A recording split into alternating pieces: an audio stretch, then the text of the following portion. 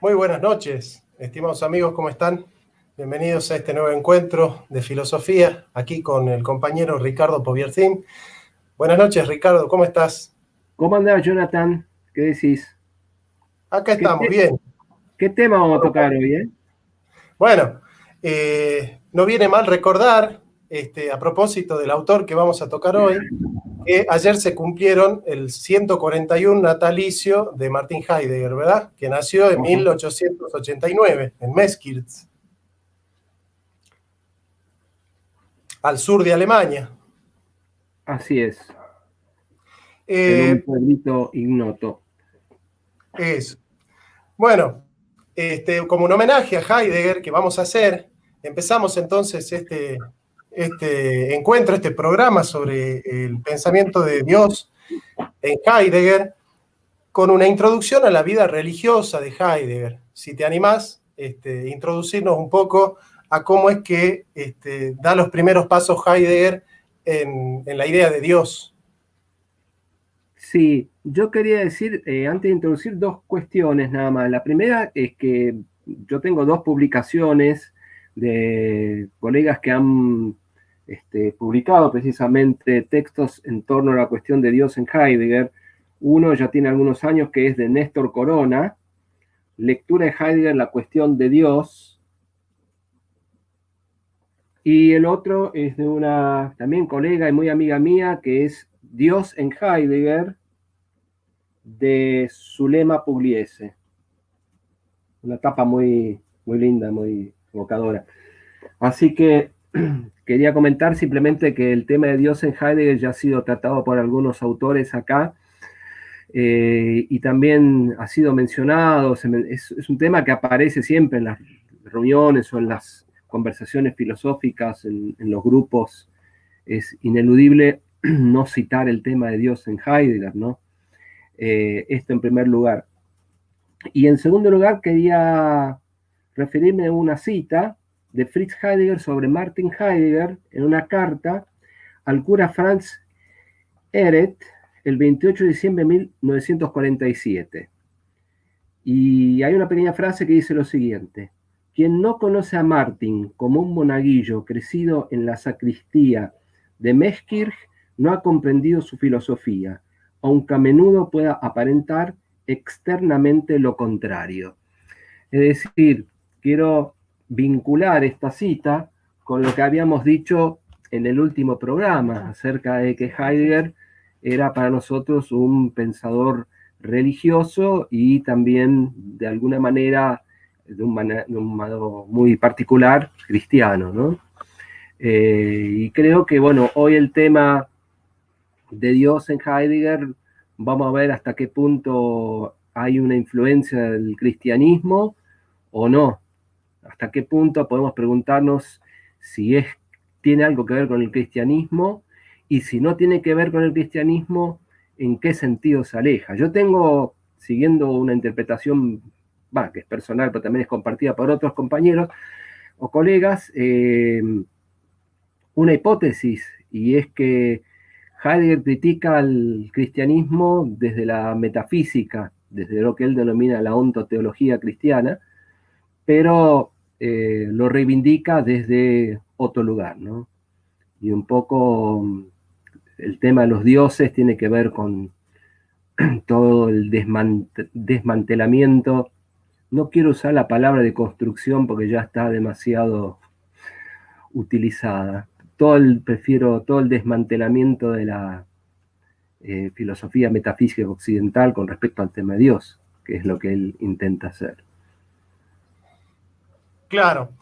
Con respecto a la introducción a Heidegger en la vida religiosa, sabemos que, bueno, él empezó su vida académica en un seminario católico, ¿verdad? Es decir, estaba destinado a ser sacerdote. Uh-huh. Y me decías que era por los jesuitas, ¿puede ser? Sí, sí, él empezó queriendo ejercer digamos, la orientación de jesuita. Hay una gran influencia religiosa por parte de la madre de Heidegger en el catolicismo. El lugar donde vivía Heidegger, que es Meskirch, el pueblito de Meskirch, Era un lugar bastante cerrado y de alguna manera cerrado en el sentido pueblerino, con una influencia protestante y también católica. Y bueno, él fue educado en un ámbito agrario, digamos, y católico, ¿no? Por eso yo estoy de acuerdo con, y creo que vos también lo comentaste en algún momento, ya no me acuerdo cuándo, con la opinión de Peter Sloterdijk cuando dice, bueno, en el fondo, en realidad, el pensamiento de Heidegger responde a un filósofo criptocatólico. Bueno, es cierto que Sloterdijk hace esa crítica, pero el mismo Heidegger le escribe una carta a Elfide Petri, su esposa, y le dice, bueno, en el fondo, yo nunca he sido más que un pensador cristiano, ¿no? Ajá. Sí, ¿te acordás de cuándo es la carta aproximadamente? Sí, continuemos, yo lo busco y te lo paso. Ah, sí, sí. Porque acá está. Bueno, Eh, entonces, sigamos con la formación de Heidegger. sí, una formación bastante heterogénea, si se puede decir. Empieza siendo católico. John Caputo tiene, que es un escritor que ha escrito bastante sobre Derrida, pero también sobre Heidegger, sobre todo un libro sobre mística en Heidegger. Dice que Heidegger pasó por tres instancias. Una que fue la católica, luego la luterana y por último la nacionalsocialista. Es decir, para después dejar, digamos, todo tipo de adscripción, digamos, ideológica, por decirlo de alguna manera. Y ya empezó la etapa más anárquica en su pensamiento. Cuando digo anárquica, tiene que ver con este despliegue de la pregunta por el ser que él, bueno, prosigue toda su vida, ¿no? Exacto. ¿Y cuándo es que él va a dar una torsión y va a decir, bueno, voy a dejar de estudiar teología y me voy a dedicar a la filosofía? Yo creo que es una de las causas es la lectura de un libro que lo conmocionó mucho de Franz Brentano, ¿no? Sobre los diferentes significados del ente en Aristóteles. Sí, sí, sí. De hecho, su tesis doctoral trata sobre ese tema, ¿no? Este, él tiene mucha influencia de Brentano y posteriormente, bueno, la influencia de Husserl. Pero el joven Heidegger indaga tanto en la vida de Lutero como también en los escritos de Meister Eckhart, de Duns Scoto, de Santo Tomás de Aquino, de Suárez. Tenía una formación, digamos, religiosa, teológica y escolástica, incluso se puede decir, bastante profunda. Posteriormente, con la llegada de su maestro Husserl, con su introducción, cuando se introduce Heidegger en la escuela fenomenológica, Husserl, bueno, lo ve a él como su gran discípulo, cosa que después no sucederá porque Heidegger seguirá una línea propia. Hay una ruptura muy fuerte y muy amarga que deja en Husserl, este alejamiento de Heidegger, pero ahí ya estaríamos en su etapa donde yo creo que se puede denominar como ateísmo metodológico, que es la etapa de las lecciones previas y la después aparición y las posteriores lecciones hasta 1930 de Ser y Tiempo, ¿no? En ese momento yo creo que no figura la cuestión de Dios o es dejada entre paréntesis, se puede decir de alguna manera. Hay como un ateísmo, se puede decir, metodológico, que ha dado lugar a ciertas confusiones. Y cuando digo ciertas confusiones, me refiero nuevamente a Jean-Paul Sartre, donde en su texto El existencialismo es un humanismo, ubica a Heidegger dentro de lo que sería el existencialismo ateo. Es decir, Sartre pone a Jaspers y a Marcel lo que sería un existencialismo teísta, y a él mismo, a Sartre y a Heidegger, dentro de la corriente o la línea del existencialismo ateo. Hay que volver a repetir que, bueno, la obra Ser y Tiempo ha tenido una gran influencia sobre el existencialismo en general y mucho ha tenido que ver con la obra de Sartre, sobre todo el ser y la nada. Entonces, por supuesto que Sartre critica algunas cosas de Heidegger, pero bueno, esa obra sería inexplicable, no hubiese aparecido sin la lectura previa de Ser y Tiempo. Entonces, Sartre lo ubicó a Heidegger en un lugar donde Heidegger nunca estuvo, o sea, Heidegger nunca dijo que fue un pensador así netamente ateo. Lo que sí, él de alguna manera relegó la cuestión de Dios en esa etapa por la pregunta por el ser y por configurar todas las estructuras en torno a aquel que hace la pregunta por el ser, que es el Dasein, ¿no? Ahora, bueno, no sé si vos me querés comentar algo al respecto. No, mirá, yo simplemente pensaba, porque hasta se puede decir que Heidegger es un pensador cristiano, siempre y cuando hagamos una torsión de lo que entendemos por cristianismo, ¿no? Porque bueno, ya vamos a ver la distinción que subsidia de Kierkegaard de cristiandad y cristianismo, esa distinción que hace Heidegger.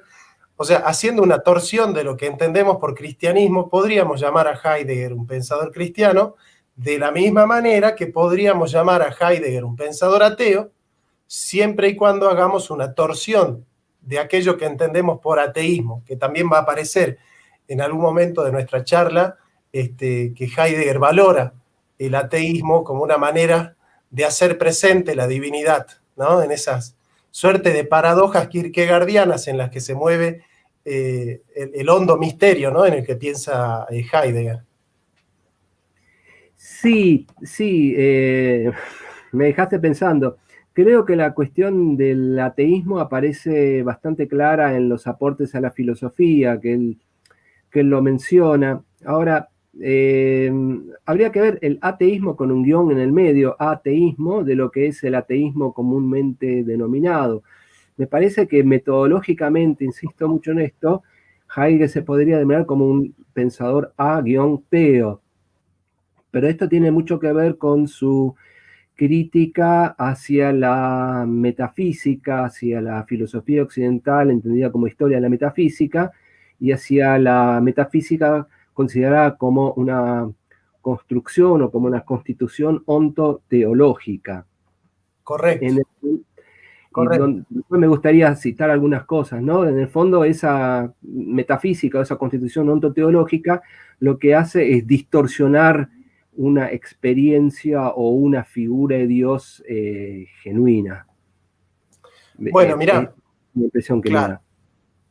Mirá, sin ser anacrónicos con el análisis que vamos a hacer, podemos, por ejemplo, en un libro que escribe Nietzsche sobre Hölderlin, él dice: el duelo sagrado está resuelto a renunciar a los dioses antiguos. Bueno, el tema de la huida de los dioses en Hölderlin es importante, pero al hacer esto, ¿qué otra cosa desearía el corazón en duelo sino el abandonar a los dioses, salvaguardar intacta su divinidad y de este modo, a través de un renunciamiento saludable a los dioses lejanos, mantenerse en la proximidad de su divinidad? El hecho de que ya no esté permitido invocar a los antiguos dioses, la voluntad de resignarse al renunciamiento, ¿qué otra cosa es sino la única posibilidad de permanecer resueltamente disponible para la espera de lo divino? Y en consonancia con esto, también comenta, haciendo un comentario sobre Nietzsche, dice: aquel que dice con seriedad, Dios ha muerto, y juega en su vida en ello, y juega su vida en ello, como Nietzsche, no es un ateo. Aquellos que manipulan a su Dios y lo utilizan como una navaja son los únicos que le creen. Cuando se pierde su navaja, él ya no está allí, pero perder su Dios significa otra cosa, y no solamente porque el Dios y la navaja son cosas de naturaleza diferente. El ateísmo es pues algo muy particular, pues mucha gente que permanece prisionera de una confesión tradicional que nunca los ha conmovido porque han disfrutado demasiado de sus comodidades y habilidades, es más atea que los grandes desconfiados. El renunciamiento forzado a los antiguos dioses y la resistencia de este renunciamiento constituyen la salvaguarda de su divinidad. ¿No? Sí, bueno. Ahí está todo Este, dicho. Ahí está todo dicho en esas palabras. Me parece que lo que a Volviendo, Heidegger le preocupa es que la idea de Dios y digamos, la cercanía de Dios esté disponible, ¿no? Porque de hecho sí, para él la técnica es la disponibilidad a través de la cual en la maquinación el hombre hace ser o hace aparecer algo por sí mismo, digamos, ¿no? sí, sí, sí. De hecho, bueno, yo me estoy adelantando un poco, pero el último Dios se caracteriza precisamente por esa indisponibilidad, por ese rehusamiento. Ahora, ya volviendo a la cuestión cronológica, lo que caracteriza a la Quere, al viraje heideggeriano a partir de los años 30, es precisamente que se introduce el tema de la tierra, esto lo habíamos visto la vez pasada, y el tema de los dioses. Y ahí en estas cuestiones tiene muchísimo que ver su lectura de Nietzsche y obviamente su lectura de Hölderlin, donde él tiene una gran influencia. Hay una anécdota que creo que cuenta uno de los hijos de Heidegger, creo que es Hermann Heidegger, que dice que cuando Heidegger leyó, luego de haber estado en la fenomenología adscripto, digamos, al pensamiento fenomenológico de Husserl y logra su propio pensamiento a partir de Ser y Tiempo, ya en los años 30, cuando empieza, posiblemente antes, pero cuando empieza a meterse lleno con Nietzsche, parece ser que eso le produjo una gran crisis ontológica, por decirlo de alguna manera. Y hay una leyenda, hay una anécdota que dice el hijo de Heidegger que Heidegger daba puñetazos sobre la mesa, decía, Nietzsche me ha destruido, Nietzsche me ha destruido. Es así. Eh, Como diciendo, bueno, acá tengo que empezar todo de nuevo. Y bueno, justamente ahí viene el replanteo de la temática del mundo, la introducción de la cuestión de la tierra y de los dioses y del dios posteriormente desconocido, del último dios, ¿no? Y del dios, el dios de la última entrevista también, que creo que todo eso está muy vinculado. De Darth Spiegel. Claro, Sí, aparte, siguiendo en esta línea, Heidegger le escribe también, creo que, si mal no recuerdo, a Velte, o creo que es el Fide Petrio a Velte, y le dice, tuve que postergar mi lectura sobre Nietzsche porque me estaba volviendo loco. Porque tengamos en cuenta que el Nietzsche de las ediciones que disponemos nosotros es el Nietzsche que está tocado por Elizabeth Forster sí, Nietzsche, la hermana de Nietzsche. Pero Heidegger, que fue uno de los primeros que tuvo acceso a los documentos originales de Nietzsche, bueno, se enfrentó con este Nietzsche crudo, con este Nietzsche que no fue edulcorado por la hermana, ¿no? Y bueno, dicen que ya están trabajando en las ediciones de estos cuadernos que se pudieron reedificar como palimpsestos, digamos, en una nueva edición crítica de los textos de Nietzsche, que son los más crudos y de los cuales Nietzsche tuvo acceso, ¿no? sí, yo me imagino la terrible influencia que habrán tenido esos escritos de Nietzsche sobre Heidegger, ¿no? Un Heidegger que de alguna manera ya había iniciado su pensamiento por la pregunta por el ser y había escrito Ser y Tiempo, y bueno, a partir de ahí creo que esa influencia, como dije antes, de Nietzsche y de Hölderlin genera una crisis de la cual él puede salir triunfante de alguna manera, y bueno, ya se mete con estas temáticas de los dioses, de la tierra, de lo sagrado. Creo que Heidegger es un pensador que siente de alguna manera como ningún otro, eh, y en esto sí se parece a Nietzsche, que también va por esa línea y quizás fue predecesor de él, que siente la desacralización del mundo. Es decir, precisamente el despliegue tecnocientífico es tan grande, tan rotundo, sobre todo a partir de la segunda parte del siglo XX, que hace que, bueno, esto lo dice él en la última entrevista, hace que todo funcione, ¿no? Entonces, ese funcionamiento es un funcionamiento netamente secular, laico y ante todo desacralizado, que genera un gran desarraigo del hombre en el mundo. Es decir, la búsqueda de un arraigo, el tema de la huida de los dioses, la desacralización son temas que yo creo que han preocupado muchísimo al Heidegger a partir de los años 35 en adelante, diría yo. Quizás un poco antes también. Y podemos después ver el rol que tuvo la teología, incluso en ese proceso de desacralización de Dios mismo, ¿no? ¿Te parece que empecemos con la noción de Dios en la introducción a la fenomenología de la religión y en los estudios sobre mística medieval? Sí, bueno, yo no me quiero detener mucho, son dos textos del joven Heidegger, como dije antes, bueno, se consiguen acá en la Argentina. Sí, ahí ya muestran la neta preocupación de Heidegger por estos temas. Posteriormente, como dije, entra él ya en lo que sería la fenomenología de Husserl más de lleno, en una forma más analítica, donde desarrolla su obra Ser y Tiempo, donde, bueno, para mí hay toda una cuestión, como dije antes, de ateísmo metodológico, donde la cuestión de Dios no es nombrada, pero tampoco significa que sea negada. Y ya después el Heidegger del viraje, donde él ya empieza a preocuparse por estos temas que hemos hablado.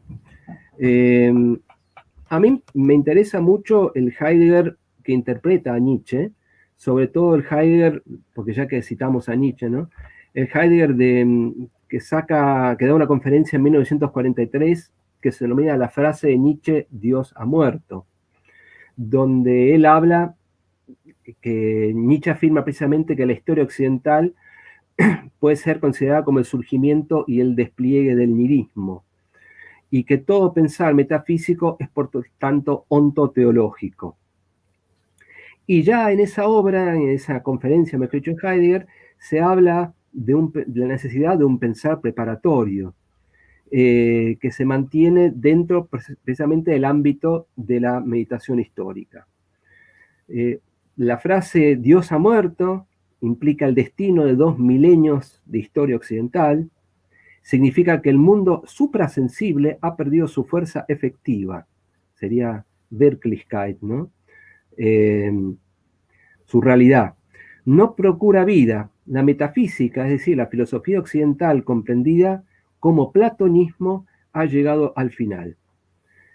La palabra Dios representa entonces el mundo suprasensible de los ideales.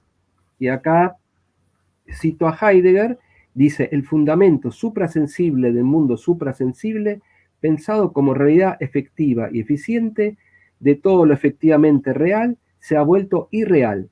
Este es el sentido metafísico de la frase metafísica, Dios ha muerto. Entonces, claro, acá hay distintas salidas. La primera que a mí me gustaría decir es esto. Cuando Heidegger interpreta la frase de Nietzsche, Dios ha muerto, de la Gaia Ciencia, interpreta que esta muerte de Dios es la muerte del Dios metafísico. Por un lado, esto a su vez se puede conectar con la constitución ontoteológica de la metafísica, es decir, dicho en otras palabras y más sencillas, lo que está tratando de decir Heidegger siguiendo a Nietzsche es que la filosofía occidental en tanto historia, o la historia de la filosofía occidental en tanto historia de la metafísica, en concordancia con sus distintas épocas, sus distintos despliegues y figuras, no ha sido digna de alguna manera o no ha tenido la suficiente altura para plantear la cuestión de Dios. Y siempre ha reducido a Dios a un fundamento, a un ideal suprasensible, digamos, a una entidad que está más allá. Esto es muy platónico, ¿no? Pero esto para Heidegger se aplicaría a todos los pensadores de Occidente, incluso a aquellos a los cuales él ascribe de alguna manera como Meister Eckhart o Pseudo Dionisio. Incluso bajo esta crítica recaían también lo que se denomina la teología negativa. Estoy pensando en el neoplotinismo, los pensadores que vinieron después de Plotinio, Claro, Pseudo Dionisio, y también, bueno, Meister Eckhart, Jacob Böhm, ¿no? Que han tenido una gran influencia sobre Heidegger, pero que Heidegger los coloca dentro de esta historia de la metafísica. Bueno, Y vos fíjate que hay una línea ahí entre Meister Eckhart, un poco la mística franciscana, Escoto, Juan Taulero, que es un personaje muy importante, Guillermo de Ockham, Gabriel Biel y Lutero.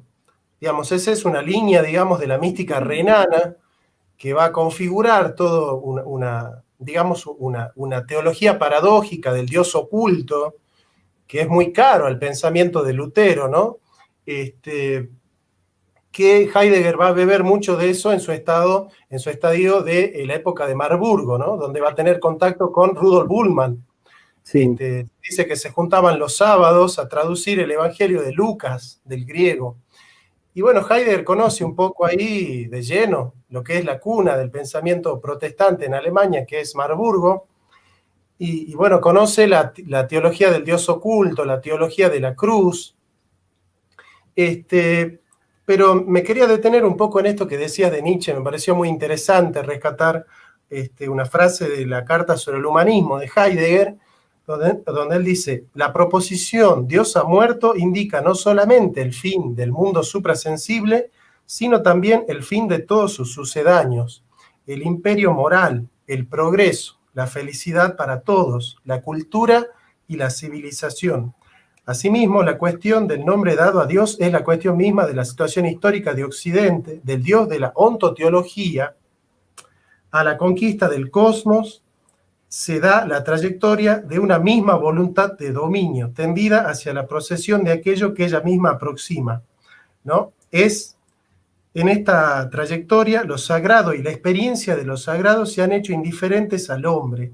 Esta evanescencia de lo salvífico recluye la apertura de lo sagrado.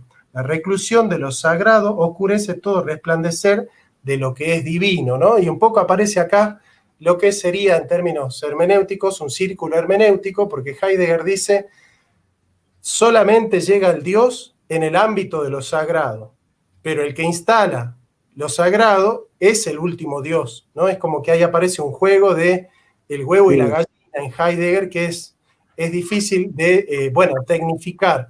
Y con respecto a esto del Dios escondido, del Dios de la cruz, es justamente esa indisponibilidad de Dios a la técnica de la teología. Vamos a decir así que la teología lo que ha hecho ha sido domesticar o docilizar la noción de Dios para ultrajarla con, digamos, conceptos grecolatinos que fijan la esencia de Dios como el ser y entienden ser como fundamento. Y bueno, esta idea de entender a Dios como el ser y al ser como fundamento es la raíz de haber, digamos, de la flexión a la ontoteología, digamos, ¿no? claro, claro, claro. Y bueno, entonces se trataría de repensar nuevamente la cuestión de Dios pasando por lo divino y antes por el sagrado, por lo sagrado, a partir de retomar la pregunta por el ser y a partir de un nuevo acontecimiento del ser sería posible una experiencia de lo sacro, ¿no? Y de Dios. Me parece que digamos, la preparación del paso del último Dios en los Beiträge, en los aportes a la filosofía, que inauguran de alguna manera la quere o el viraje, este último Dios es, dice Heidegger, el totalmente otro ante los sidos, sobre todo ante el cristiano. Me gustaría detenerme en esta frase porque me parece que acá cuando él dice sobre todo ante el cristiano, se está refiriendo al cristiano en el sentido de la historia de la filosofía de la cristiandad, ¿no? Es decir, más que a lo cristiano, que ya sería como oculto, que ya sería como algo desafiante para el pensamiento actual, de lo que se trata es una crítica a la cristiandad. Entonces, por eso también se dice en los aportes de la filosofía con respecto al último Dios, dice, su unicidad está fuera de aquella determinación calculadora que es pensada dentro de las denominaciones del monoteísmo el panteísmo y el ateísmo.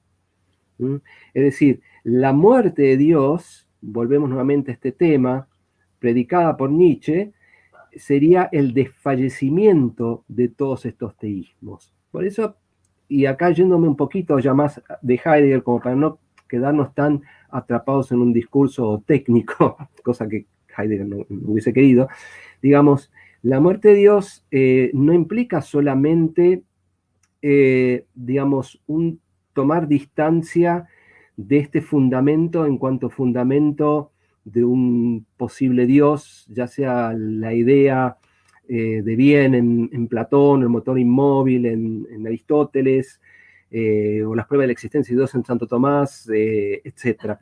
Sino que también tiene que ver cuando muere Dios, ¿quiénes lo suplantan, ¿no?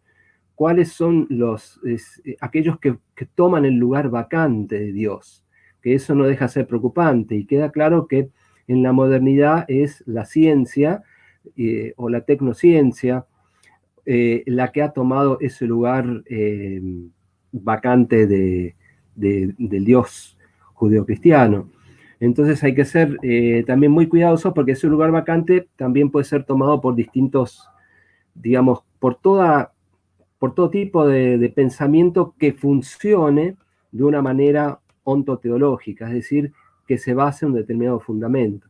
Para ser más concretos también, no solamente la ciencia, sino también lo que hablábamos un poco la vez pasada sobre las ideologías que Heidegger ha criticado, tanto el nacionalsocialismo como el marxismo, como el americanismo o el neoliberalismo, o liberalismo podría decirse.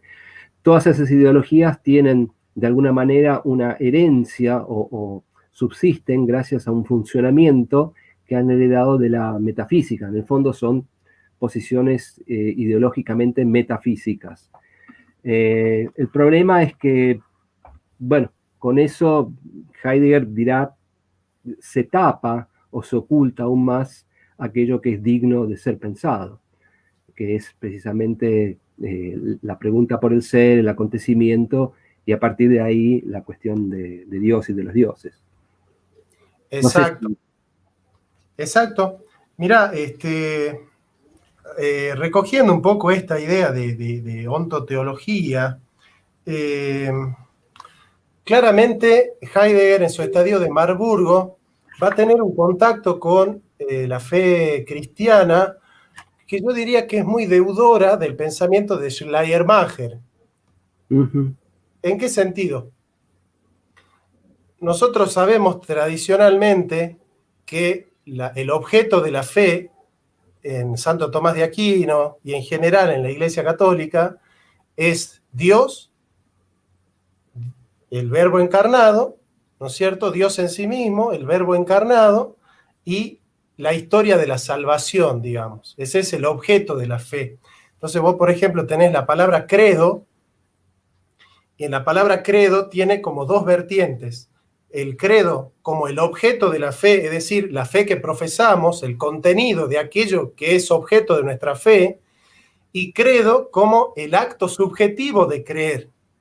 Cuando nosotros decimos creo, estamos hablando del acto subjetivo de creer, pero el credo, cuando se dosifica como dogma, ya no es el acto subjetivo de creer, sino que es el contenido de la fe misma, que es Dios y el Verbo encarnado. Ahora, ¿cuál es el problema? Que Heidegger va a decir, en el fondo la fe es un acontecimiento, es la reactualización que nos hace contemporáneos del querigma, y el querigma es un evento de revelación que le revela el ser al Dasein, le revela el Sein al Dasein, digamos. Esto va a marcar mucho lo que sería la teología de Rudolf Bultmann en la tradición sinóptica, ¿no es cierto? Que son unos tomos enormes sobre la tradición sinóptica en Bultmann. Y en el fondo lo que dice Schleiermacher es: el cristianismo no está basado tanto en qué creemos, sino en el acto de creer. Entonces dice Schleiermacher, el cristianismo consiste en tener fe en la fe. En tener fe en la fe. Y de alguna manera, esta idea de que nosotros creemos creer y que hacemos de esa fe un modo de vivir, un modo de habitar el mundo, un modo de desocultar el misterio de Dios, efectivamente esta idea de tener fe en la fe hace que el credo ya no sea el objeto, sino el evento. Entonces, en ese evento digamos, se cristaliza el objeto de la fe. Ya no es Dios o la teología natural o el acceso racional a Dios, que es propio de la ontoteología, que hace de Dios un fundamento, y entendamos por fundamento, digamos, Heidegger siempre que entiende la palabra fundamento, y está muy preso de eso, se subsidia de una comprensión leibniziana de fundamento, ¿no? O sea, recordá que para Leibniz, fundamento es la raíz de la razón suficiente de todo fenómeno. Todo fenómeno tiene una razón de ser, y esa razón de ser es un fenómeno que lo hace inteligible y que de alguna manera, en el sentido moderno, lo dosifica, lo cosifica para dosificarlo. Claro, Heidegger, como entiende fundamento como principio de cosificación, de dosificación, de domesticación de un fenómeno que siempre se hace explicable a través de una ley que le da una razón suficiente, de ahí el nihil est sine fundamentum de Leibniz. Claro, este Dios está demasiado disponible a la técnica de la teología. Entonces el hombre ya no está abierto a la novedad, ya no está abierto a esa disposición anímica con el ser, que en definitiva es el plexo normativo de la divinidad, ¿no es cierto? La divinidad solo cobra sentido en virtud de una cercanía del ser, ¿no? La divinidad necesita del ser para mostrarse, dice Heidegger. Entonces, y esto es a lo que venía, el objeto de la fe es ese misterio de la fe. Tenemos fe en la fe de tal manera que se convierte la teología en cristología. ¿Y qué es la cristología? El evento según el cual nosotros nos podemos hacer contemporáneos de ese evento que es la cruz. Entonces Heidegger dice, la teología se convierte en cristología y la cristología en estaurología. La estaurología, stauros es cruz, estaurología es el discurso de la cruz, es decir, solamente a través de una fe en la fe, nosotros podemos hacernos contemporáneos de Cristo. Y va a decir, por ejemplo, acá yo tengo Philippe Capel-Dumont, dice, según la fe cristiana, lo que es dado para creer es Cristo, el Dios crucificado. Este es el ente primariamente revelado a la fe y solo a ella, mucho antes del advenimiento de las teologías de la cruz, que él lo coloca en el siglo XX en la Escuela de Marburgo, pero esto ya pertenece a Lutero. Dumont no conoce a Lutero en este punto. Heidegger llama aquí a Dios el crucificado. En la fe cristiana es el Cristo quien constituye la revelación. Como lector de Lutero, Heidegger exige a la teología decidirse por partida doble, que se haga enteramente cristología y que la cristología se haga enteramente discurso de la cruz, estaurología. Es por Cristo que se establece la relación entre la fe y la cruz. A semejanza de la posición luterana, la teología, según Heidegger, debe convertirse en aquello a lo cual está llamada la teología de la cruz, ¿no? Siguiendo el capítulo 2 del primer libro a los Corintios, que Pablo dice, no ha destruido Dios la sabiduría de los sabios, no ha enloquecido Dios el entendimiento de los entendidos, es decir, a través de un logos convertimos a este evento que nunca está disponible, que siempre es un evento novedoso, por eso los dioses tienen que ver con esa novedad del cielo en la que fían. Esta novedad no puede estar disponible.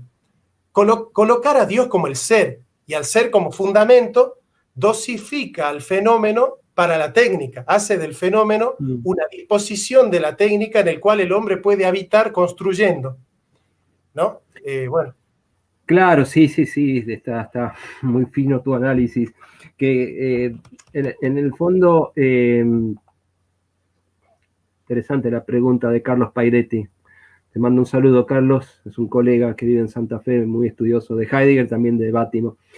En el fondo yo creo que a Heidegger le preocupa, yo insisto mucho en esto, al menos es mi lectura y es también mi experiencia, ¿no?, actual del mundo en el que estamos, que es un mundo fuertemente tecnificado. Nosotros no podemos imaginarnos nuestra existencia sin la técnica. Pensemos que ahora estamos hablando a través de un link en internet, que esto después queda grabado y queda, bueno, puede ser visto por muchísima gente o no, esperemos que sí, pero quiero decir, ya estamos tan dependientes de la técnica que el mundo mismo, a raíz de haber ganado, hola vegana Mar, digamos que acá el mundo mismo, a raíz de haber ganado tanta ciencia y tanta técnica, ha dejado precisamente de lado aquello que constituye, quizás Heidegger no estaría de acuerdo con ese término, pero a mí me interesaría por ahí plantearlo, lo vital mismo, digamos, la existencia en su más digna vitalidad. Digo, no sé si estaría de acuerdo porque el término vida es ambiguo en Heidegger, pero a lo que voy en concreto es que cuando Heidegger menciona a los dioses, es precisamente la característica de los dioses, son dos, ¿no? O de Dios o de los dioses. Ahora tomémoslo como si fueran por momentos como lo mismo, aunque hay diferencias, obviamente. Pero quiero decir, la primera característica de Dios, de los dioses o lo divino, es no ser definido por la instancia ontoteológica y metafísica. Más allá que Heidegger haya sido justo o no con la tradición, podemos discutir Heidegger con Santo Tomás, podemos discutir Heidegger con Duns Scoto, con, hola Claudio Marenghi, están apareciendo conocidos. Podemos discutir a Heidegger con la teología negativa, con muchísimos teólogos y filósofos y místicos. Pero la intención de Heidegger es plantear el tema de Dios fuera de lo que él entiende el contexto de la historia de la filosofía, entendido como historia de la metafísica, como ontoteología. Esta es la primera cuestión. Y la segunda cuestión, me parece a mí, que es muy relevante también, es precisamente no definir a los dioses en tanto entes, es decir, acentuar más su aspecto de rehusamiento. Es lo mismo que cuando hablamos la vez pasada de la interrelación mundo-tierra. La tierra se presenta rehusándose. Pero los dioses tienen, digamos, el tema de Dios no es inocente en Heidegger y es esencial para recomprender la pregunta por el ser y sobre todo lo que vos dijiste muy bien, no sé si lo llegaste a mencionar, pero el tema del don o la donación, ¿no? Del acontecimiento apropiador, del Ereignis. Del darse. Yo soy medio ortodoxo, a mí me gusta por ahí citar algunas palabras en alemán. El Ereignis, digamos, lo que se llama el evento, el acontecimiento apropiador, tiene esta función también de donar y rehusarse. Es decir, el Ereignis se dona en tanto también, de algún modo, se rehúsa. Ahora, en los aportes a la filosofía, se dice que el último Dios no es el fin, sino el otro inicio de las desmesuradas posibilidades de nuestra historia. Acá hay una apuesta muy fuerte de que el paso de este Dios, de este último Dios, como lo denomina Heidegger, puede inaugurar el inicio de otra historia, es decir, un nuevo inicio, que ya tomaría distancia de lo que es esta época signada por la última figura de la metafísica, que es la técnica. Y para que se constituya, para que se dé este paso, es necesario un pensar preparatorio. Para ello se requiere, dice Heidegger, tanto de los fundadores y de los creadores. Es decir, acá volvemos nuevamente al tema que a mí me interesa mucho, la generación de una élite de pensamiento en Heidegger. Y también aparece el tema de la Entscheidung, de la decisión. El hombre como fundador del Dasein, del ser ahí, dice Heidegger, tiene que convertirse en custodio de la calma del paso del último Dios. Fíjate qué interesante esto, ¿no? Hoy lo volví a leer esta frase, ¿no? El hombre como fundador del Dasein, del ser ahí, tiene que convertirse en custodio de la calma del paso del último Dios. Esto ya implica una toma de distancia, al igual que en el texto Serenidad, que el Assenheim, ¿no? Un deshacinamiento, una toma de distancia de lo que es el funcionamiento del mundo técnico contemporáneo. ¿Qué significa esta toma de distancia? No significa negar la técnica, pero tampoco implica entrar en esa forma desmesurada de aceleración, la cual nos tiene en gran manera cautivos, y bueno, de las cuales son deudores, a mi entender, tanto la tecnocracia como el neoliberalismo imperante, ¿no? Y también para ser justos, también sus reacciones que tienen que ver con algún marxismo trasnochado o alguna ideología fascista, etc. Es decir, de alguna manera el hombre contemporáneo no sabe cómo salirse de este, digamos, funcionamiento técnico que lo desarraiga, hace que esto genere cada vez más novedades y lo instaura también en una carrera vertiginosa y es, como habíamos dicho la vez pasada, muy destructiva del entorno de la naturaleza. Para ir terminando por ahora, es decir, lo que Heidegger pide para el paso del último Dios es una preparación del pensamiento a partir de una élite de fundadores y creadores, y ello implica una transfiguración del humano. Entonces, este último Dios, si bien no se puede decir que sea el Dios cristiano, posee, no obstante, creo yo, una acción netamente o esencialmente, me animo a decir, salvadora. Es decir, se trata de una transfiguración del mundo tal como nosotros lo conocemos actualmente, para dar el paso hacia el otro inicio o hacia el nuevo comienzo, depende cómo se lo traduzca. Entonces, nada, me parece como que para bajar un poquito el discurso heideggeriano a lo que está pasando en nuestro mundo globalizado, en nuestro mundo saturado por tanta avidez de novedades, por tanta información, por tantas fake, ¿no? Por tanta caída en la vulgarización. Hay como un cuño, y esto hay que resaltarlo en el sentido de que hay que tenerlo en consideración. Hay como un corte netamente aristocrático en Heidegger. Hay una necesidad de redignificar la realidad, más allá de cómo se la entienda, ¿no?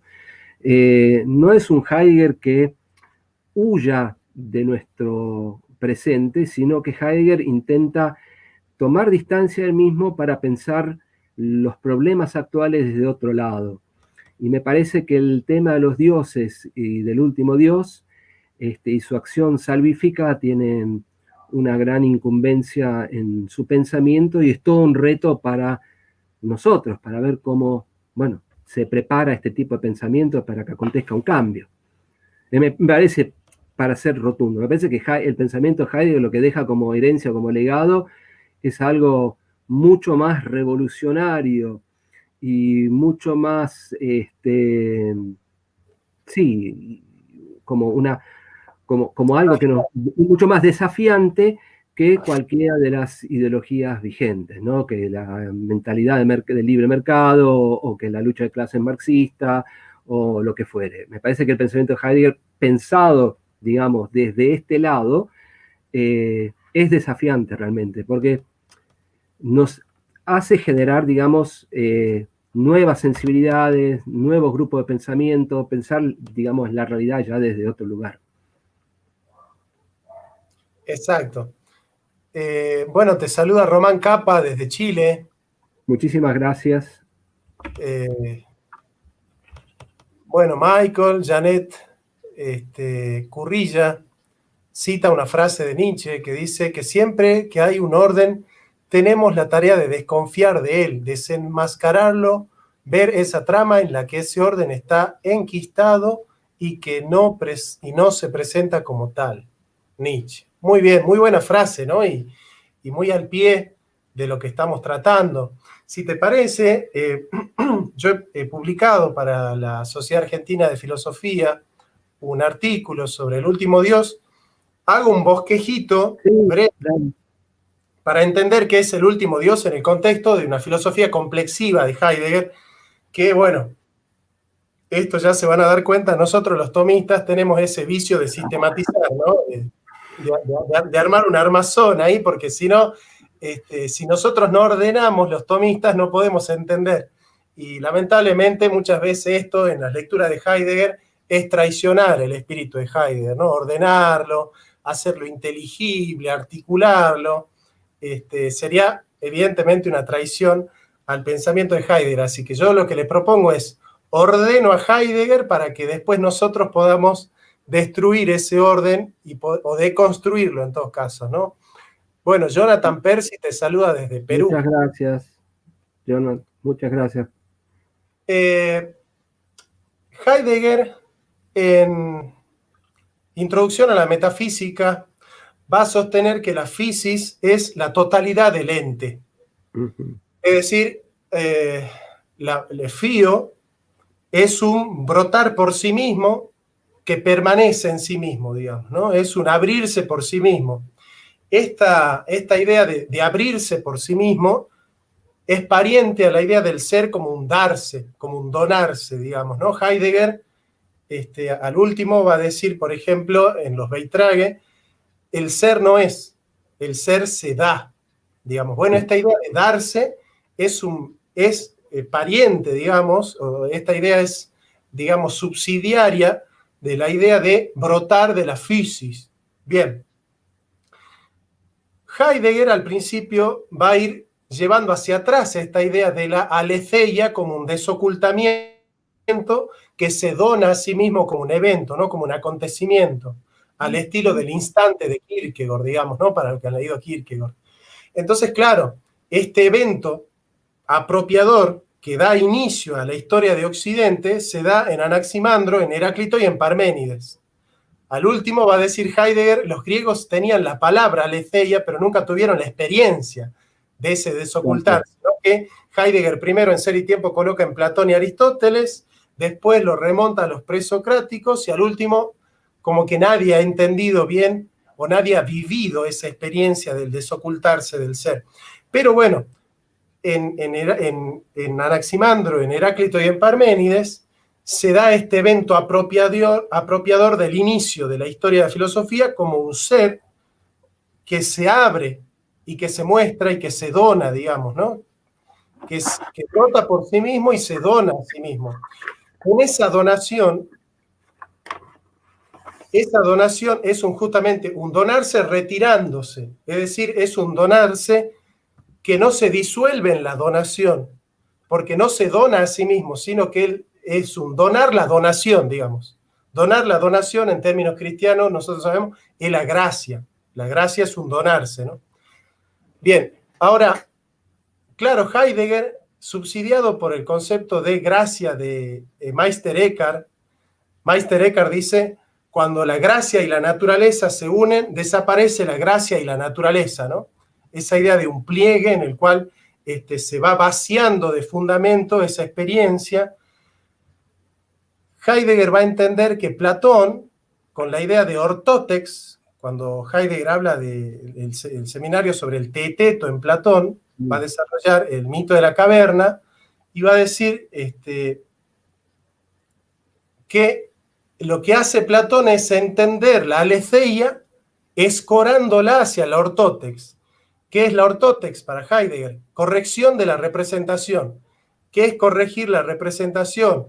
Es tratar de establecer los pliegues o los márgenes a través de los cuales este ser se abre como validez.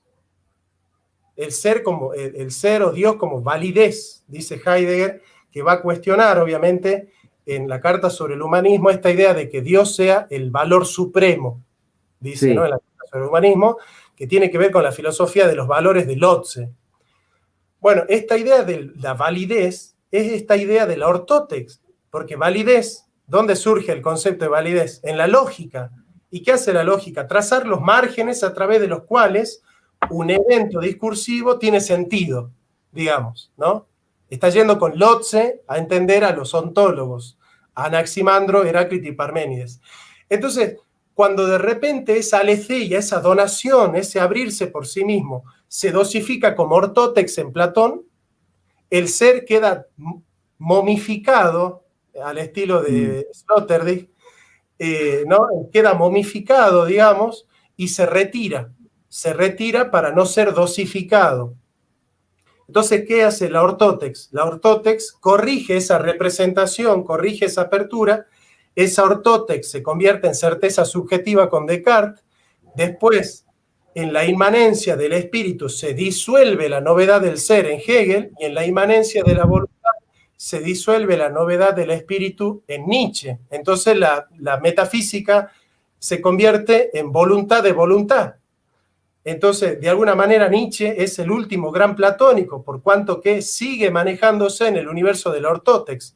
Lo que pasa es que Nietzsche lleva a Platón a las últimas consecuencias de la filosofía platónica, va a decir Nietzsche. Bien, entonces traza una línea de metafísica desde Platón hasta Nietzsche, donde se ve agotado ese dios de la ontoteología, que es el dios de la maquinación, ¿no? Yo remito maquinación a Deus ex machina.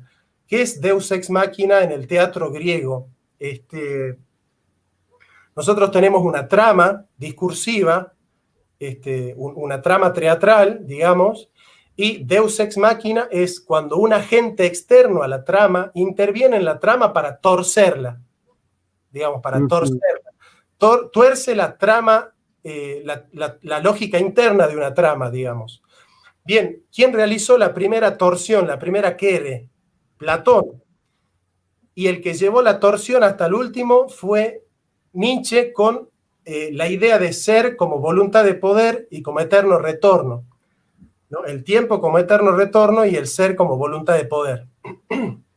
Bien, hasta ahí se traza la línea del dios de la ontoteología que ha muerto con Nietzsche. Efectivamente, Nietzsche, al haber radicalizado al dios de Platón, le ha dado muerte.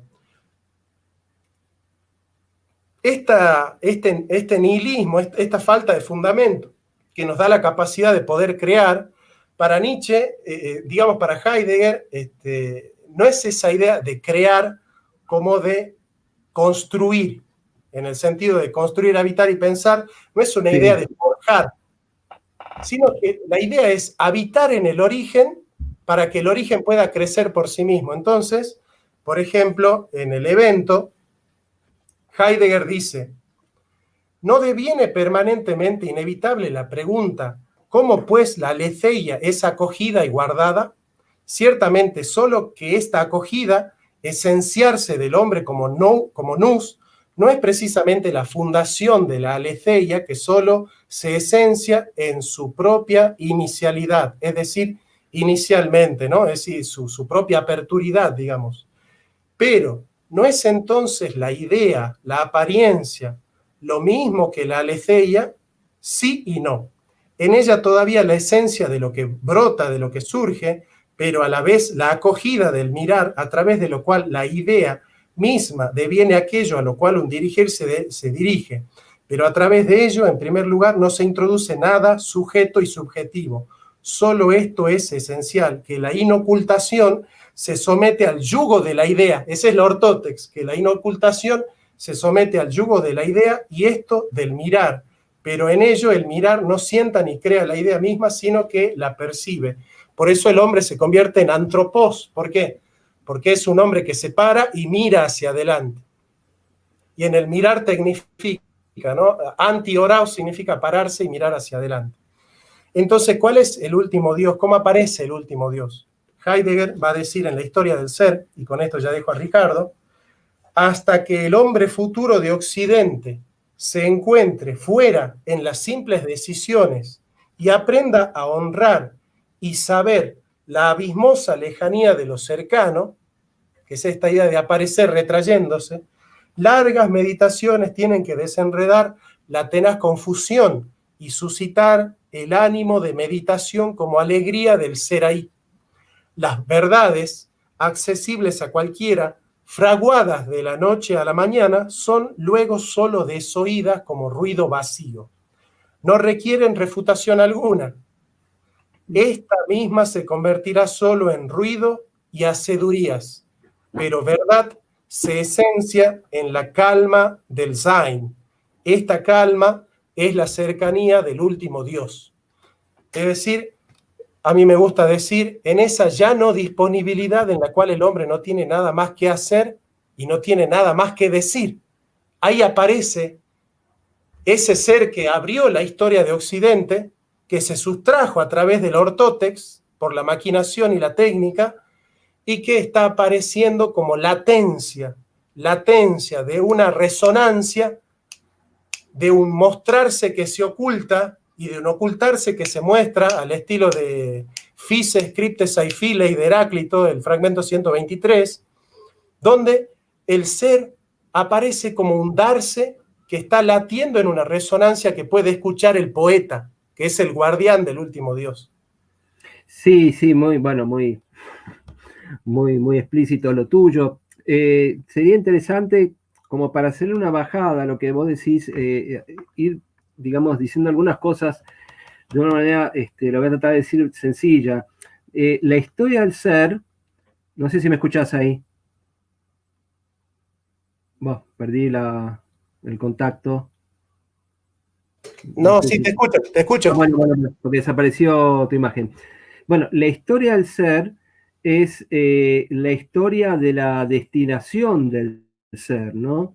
No entendiendo por destino como algo determinado y rígido, sino como aquello que se da y se despliega y se esconde a través de las distintas épocas de una forma cada vez más creciente. Es decir, el ser mismo se destina en tanto que olvido. Entonces, esto mismo, y esto se da en forma cada vez más acelerada a partir de lo que él denomina la época moderna o la época de la imagen del mundo. Por eso la última figura de, digamos, de la metafísica es la esencia de la técnica, precisamente en la figura de lo Gestell, de la imposición. Ahora bien, ¿a dónde iba yo con todo esto? A lo que voy es que, en primer lugar, hay una destinación del ser, hay una acción misma del ser que es la que configura en la historia de Occidente. Acá Heidegger me parece que se acerca bastante, no sé qué pensarás vos, al planteo hegeliano. Hay una visión, digamos, civilizatoria que privilegia de alguna manera a Occidente, ¿no? En el sentido que ha sido a los grandes pensadores que este ser se le ha mostrado ocultándose. Es decir, es grandioso en el fondo este olvido del ser, habría que decirlo.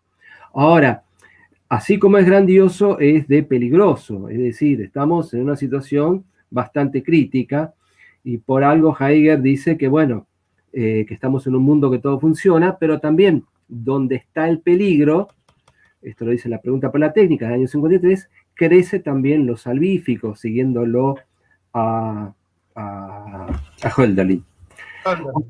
Con respecto, y redondeo un poco con esto, quizás debíamos dejar lugar a las preguntas, con respecto a esto, sería interesante pensar este último Dios como una figura que, digamos, de algún modo, al igual que los dioses, está en toda la trayectoria de lo que es el Heidegger a partir de los años 30, hasta su muerte prácticamente, hasta su última entrevista, al menos dada a Der Spiegel, ¿no? Y es también interesante ver cómo, por ejemplo, los dioses que aparecen ya en el mundo considerado como cuaternidad, a partir de las conferencias La Cosa o Construir, Habitar, Pensar, tienen la función, entre otras tantas, de mantener abierta la cuaternidad con el fin de evitar toda posibilidad de idolatría. Es decir, los dioses mantienen recordemos lo que es la cuaternidad, es la interacción entre el cielo y la tierra, los mortales y los divinos. Y precisamente los divinos, una de las funciones que tienen en este juego de espejos, en esta interacción cuaternaria, es mantener abierta esta interacción. Es decir, para que ninguno de los otros elementos, por decirlo de alguna manera, se cierren en sí mismos. porque digamos, si los mortales se cerrasen sobre sí mismos, volveríamos a tener el hombre como este hombre en tanto considerado como animal racional, o el hombre del humanismo, o el hombre ideológico o ideologizado. Si la Tierra se cerrase sobre sí misma, bueno, ahí tenemos, podríamos decir, el problema de, digamos, cuando el ecologismo se convierte en una especie de marcha, ¿no? Casi panteísta, bueno, que termina finalmente traicionando su propio mensaje. Es decir, me parece que el tema de la cuaternidad y de los dioses en Heidegger, la importancia de los dioses en la misma es fundamental, porque precisamente tienen una función que es la de mantener abierto este juego de espejos, ¿no? Y esto ya nos hace pensar también, como él dice, las cosas desde otro lugar. Y bueno, y finalmente también, sí, perdón. Te hago una pregunta. La cuaternidad, la cuadratura, digamos, es un pliegue que mantiene equilibrados para evitar la hegemonía, digamos, de una de las partes. Es decir, la cuaternidad lo que hace es mantener en armonía los elementos de la tierra, los dioses, los cielos y los hombres, para evitar, como en los presocráticos, la hegemonía, por ejemplo, de la tierra, la hegemonía del agua, la hegemonía del cielo, de los dioses. ¿Eso? Sí, sí, yo pienso que, digamos, para evitar que haya un primer principio, Claro. que, digamos, que a lo cual se reduzca lo demás, ¿no? Si bien digamos, los presocráticos, hay que ver cómo entendió Tales de Mileto el agua, no lo entendió como H2O, como lo entendemos nosotros científicamente, por supuesto, pero ni tampoco los otros entendieron el aire o lo que fuere de la manera como lo entendemos nosotros. De todas maneras, me parece que en Heidegger este acento puesto siempre en Dios, en aquello que repito, se aparta de lo que es la concepción metafísica de Dios en su historia, y también tiene que ver con este rehusamiento, pero a su vez mantener, digamos, abierta el mundo, digamos, la interacción del mundo, un mundo visto ya holísticamente. Es decir, esto llevado concretamente a lo que puede ser una práctica ecológica, es obvio que ya desde el Heidegger de Ser y Tiempo hacia el último Heidegger, digamos, desde el ser en el mundo hasta el Heidegger de la cuaternidad y el Heidegger todavía más posterior, digamos que la función de los dioses es fundamental porque precisamente nos muestra que nosotros no somos seres aislados, sino que estamos siempre, como decíamos la vez pasada, en vinculación o en relación con otros seres vivos, con otros hombres, e incluso con una apertura hacia lo divino.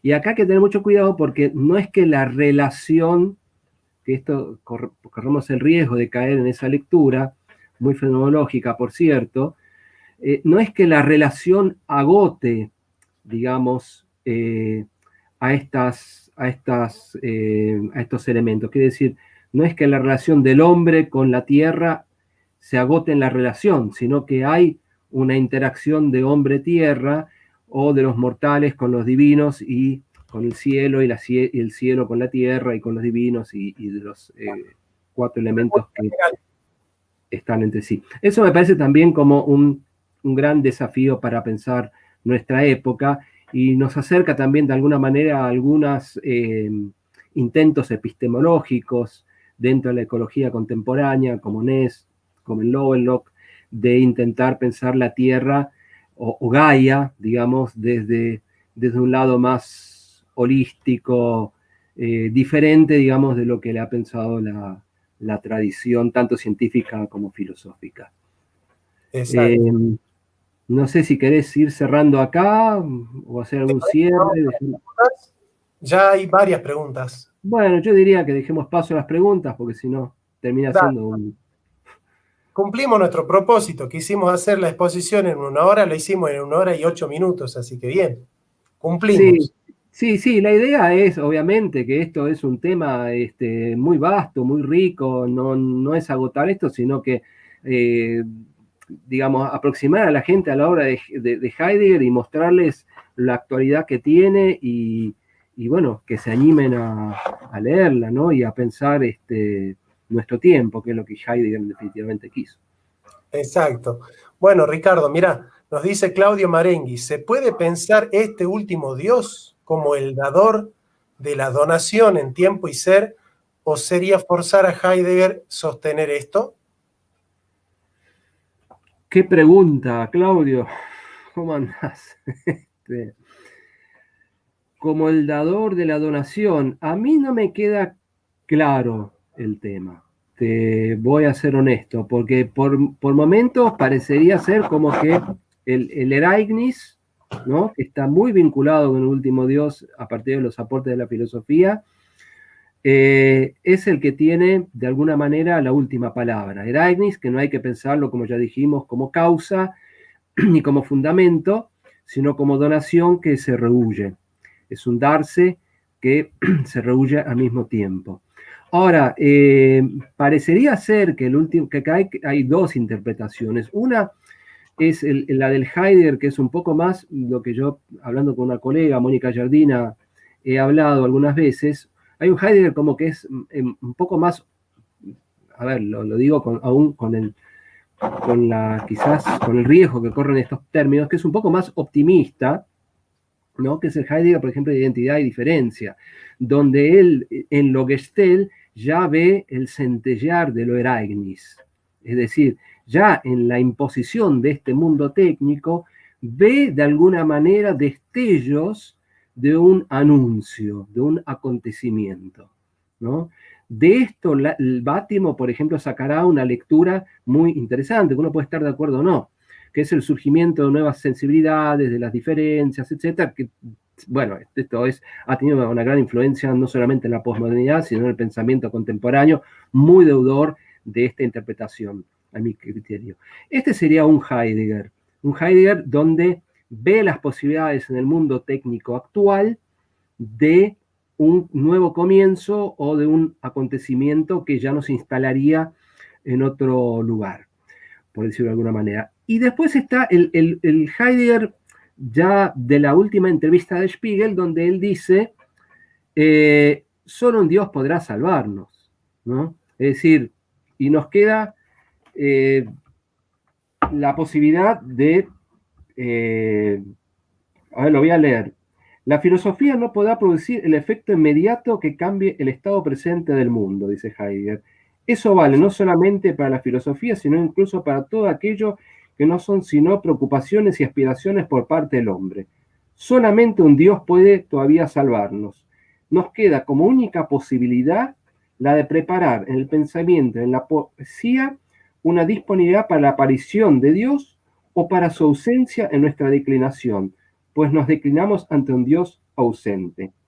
Es decir, acá este es un Heidegger más místico, más estoico, si se puede decir, no se me ocurren muchas más calificaciones, pero quiero decir, es un Heidegger más cauto al otro. Es decir, cualquiera de las interpretaciones de Heidegger, me parece que hay que tener en cuenta las dos, me parece que son válidas. Tanto aquel Heidegger que ve en identidad y diferencia, que ya en el mundo técnico hay un anuncio del acontecimiento, de lo Leibniz, como este Heidegger que dice, bueno, finalmente solo un Dios podrá salvarnos, que es un Heidegger más pesimista, por decirlo de alguna manera, ¿no?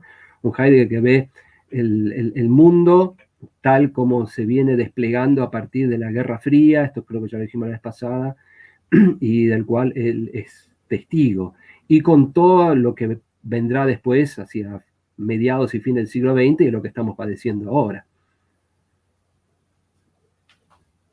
No sé si esto responde o complica más la pregunta. Sí, estaba haciendo una esquemita para tratar de explicar la pregunta que hizo Claudio. Sí. Mirá, Heidegger dice, pero ¿cómo pensar ello neutro de el se da, que no es él ni la, sino lo, digamos? ¿Cómo nombrar el ello que da ser? Heidegger responde de manera enigmática. Le damos el nombre de loeragnis. Y Birold dice, lo eraignis es la consumación de la presencia, su presentación misma. Lo eraignis nos descubre el ser y al tiempo en su ser propio. Más aún, nos brinda el sentido de su conjunción, la conjunción original y originante temporal de uno y otro. Ello da ser, ello da tiempo. Lo eraignis es el ello, del ello da, es el es, del es gift, la donación que dona, el gesto del don, ¿no? Entonces, siguiendo el esquema clásico que se estudia en la UBA, ¿no? El ser es el advenir presentante que va siendo sido, ¿no? En el sentido de la conciencia intencional del tiempo, de Husserl, digamos. Creo yo que el ser es el verbo, ¿no es cierto? Es el acontecimiento. El ser es el darse del acontecimiento, ¿no? De ese acontecimiento como suceso, digamos, del último Dios. En última instancia, el último Dios es el sujeto que adviene como advenir presentante, que va siendo sido, ¿no es cierto?, en ese acontecimiento, en ese evento apropiador, que no puede ser apropiado, digamos, es un evento apropiador que no puede ser apropiado. Entonces, de alguna manera, el último Dios es ese rehusamiento, ¿no es cierto?, de la divinidad que no se pliega a darse sin más que en la presencia, ya no en la retirada como el ser, sino en la presencia. El ser en el origen se dio en la retirada y el último Dios se va a dar en la presencia, digamos, y se va a consumar esa presencia como un evento ya apropiador, ya no apropiado, porque ya no va a haber más ortote, justamente el silencio, lo que llama Heidegger la serenidad, implica esa desaparición de la actitud técnica de la vida, ¿no?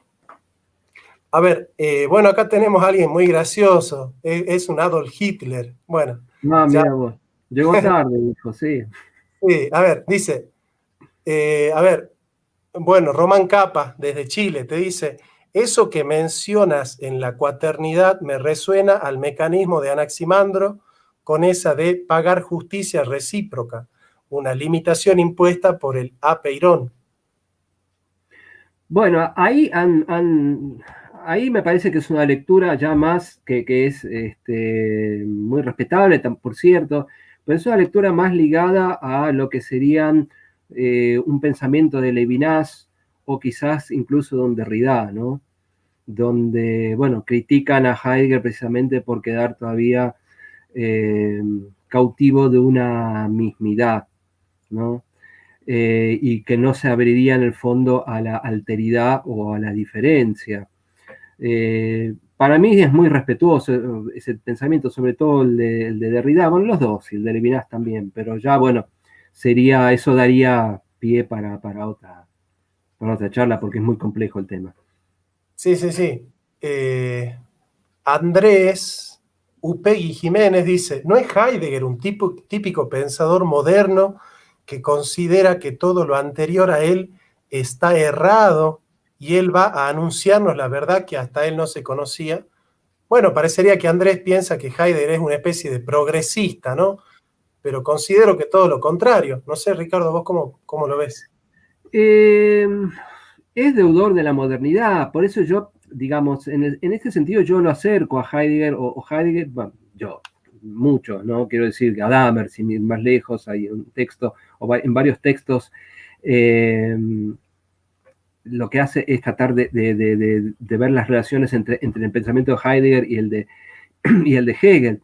Lo que pasa en Hegel habría como un crecimiento, por decir de una manera sencilla, del espíritu. El espíritu se va profundizando a través del tiempo. En cambio, en Heidegger hay un creciente olvido del ser. Pero en ambos pensadores es Occidente el que tiene la iniciativa, ya sea para bien o para mal. Digamos, la historia del ser se da a partir de Occidente, o mejor dicho, Occidente se va configurando a la luz de la historia del olvido del ser. Entonces, esta posibilidad del viraje, en principio, entiendo yo, en principio, aunque esto es discutible y Dina Picotti me lo discutiría, se daría en aunque ya estamos en un mundo globalizado, a partir, digamos, de la herencia occidental. Si es moderno, no en el sentido cartesiano. Precisamente se trata de pensar el Ereignis o el acontecimiento fuera del sujeto cartesiano, ¿no? Dicho así, digamos, no, en ese sentido no es moderno Heidegger. Ahora, No, tampoco es antimoderno, a claro. eso me refiero. Lo que él intenta es pensar de qué es esto la modernidad, podríamos decir hoy en día, qué significa la técnica, ¿no? Apartar la interpretación de la técnica como una visión instrumental o una visión antropológica, ¿no? Es más, el hombre es usado, es una disponibilidad más, un Bestand, uno de los Bestände, ¿no? Una de las, sí, a mí disponibilidades, uno de las, sí, que tiene una de las existencias, hay algunos traductores que dicen eso, que traducen Claro. así, digamos, de las múltiples existencias que hay en el contexto técnico. Bueno, el hombre es una más, no es que el hombre maneja la técnica, el hombre cree que maneja la técnica, pero en el fondo es manejado por la técnica, y esto lo vemos perfectamente cuando nos queremos comprar el último modelito celular porque tiene más gigas, porque tiene la capacidad de más disposiciones tecnológicas, ¿no? Bueno, en fin. Bueno, este El lleva último modelo de auto, lo que fuere. humanismo, ¿no? Y muchos estructuralistas y postestructuralistas van a tomar de Heidegger esa idea. Nos dice Michael, es como experimentar un oxímoron donde se es una cosa y la otra a la vez, constituyendo una unidad compuesta de contrarios. Lo que es porque uno se deja o se abandona a la experiencia, lo múltiple. Complicada la pregunta. A ver si la entiendo. ¿Qué es porque uno se deja o se abandona la experiencia de lo múltiple? Ojo que no es lo mismo oxímoron que paradoja, ¿no? Digamos, Sí, el oxímoron es negar con el adjetivo el sujeto. En cambio, la paradoja son dos caminos paralelos que no se contradicen, sino que se yuxtaponen. Me parece que Heidegger es más un pensador de la paradoja que del oxímoron. Por aparte, el oxímoron sí, es una contradicción inyectum, ¿no? sí, sí, sí, totalmente de acuerdo. Sí, sí. Pero bueno, también bueno, es interesante verlo así, me parece que son No, lecturas. pero incluso, perdón, termino acá. Las contradicciones en el pensamiento de Heidegger, que las hay, indudablemente, y son varias, también daría pie para otro programa, eh, no van en contra de su pensamiento, sino que hacen la riqueza de su pensamiento, ¿no? O sea, y esto pasa en todo autor. Digamos, no hay que ver las contradicciones en un autor como una debilidad, sino quizás tiene que ver con lo no pensado o con el desafío que nos deja para que sigamos pensando aquello que él mismo se contradijo, si es que pasa eso, ¿no? No, de hecho, para Hegel la contradicción es el motor de la historia, ¿no? Bueno, sí, sí, claro. Bueno, Hitler nos dice, hasta que, bueno, es bastante emocionante ver esa figura ahí. ¿Hasta qué punto se podría considerar una existencia auténtica e inauténtica con el posible pensamiento de un Dios para? Si esta pregunta tiene que ver si el último Dios o el paso del último Dios que requiere una larga preparación, como veníamos hablando, tiene que ver con el salto de lo que sería la existencia impropia, eh, entonces sí, yo diría que sí. Incluso uno puede, de nada, Claudio, incluso uno puede hacer una interpretación diciendo, bueno, que en realidad el mundo técnico en el cual estamos todos inmersos eh, hace que este funcionamiento de nuestra existencia se dé a partir de una existencia impropia, ¿no? Entonces, lo que sería el Ereignis o el último Dios, eh, sería un sacarnos de esta existencia impropia hacia un nuevo comienzo, un nuevo inicio. El nuevo comienzo. Bien, Matías Costanzo nos dice, que tengamos una solicitud del pensar la técnica va a cambiar el destino, nos llevará a la calma antes de agotar lo técnico.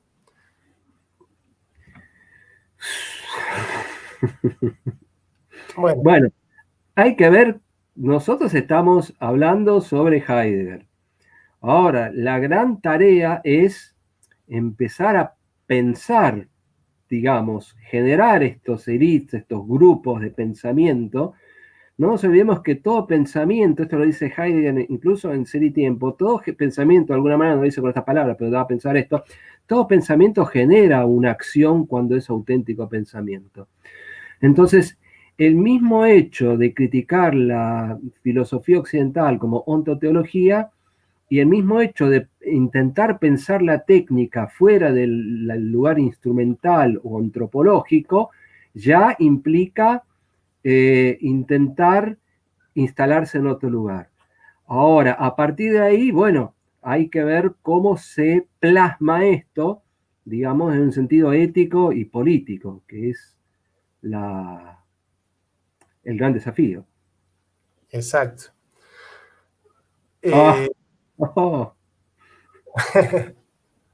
Preguntáselo a Heidegger eso. No creo que sea Cristo. Yo creo que no, ¿eh? No, pero yo creo que no, discúlpame, digo esto nomás, yo creo que no sería toda la obra de Heidegger como la obra de los grandes pensadores no hubiese existido sin el paso de Cristo por la tierra. Esto a mí me consta. Y en Heidegger, como hemos visto, la influencia del cristianismo en su vida ha sido muy importante. Entonces, el último Dios, de alguna manera, tiene que ver con la influencia del cristianismo en la vida y en la obra de Heidegger. Es eso lo que puedo decir, pero no lo veo como, no lo puedo igualar con Cristo. No sé qué pensás vos. Es que estas preguntas en Heidegger yo creo que tampoco se responden con un sí o con un no rotundos. Lo mismo que te decía al principio, Heidegger es un cristiano y no es un cristiano, es un ateo y no es un ateo, digamos.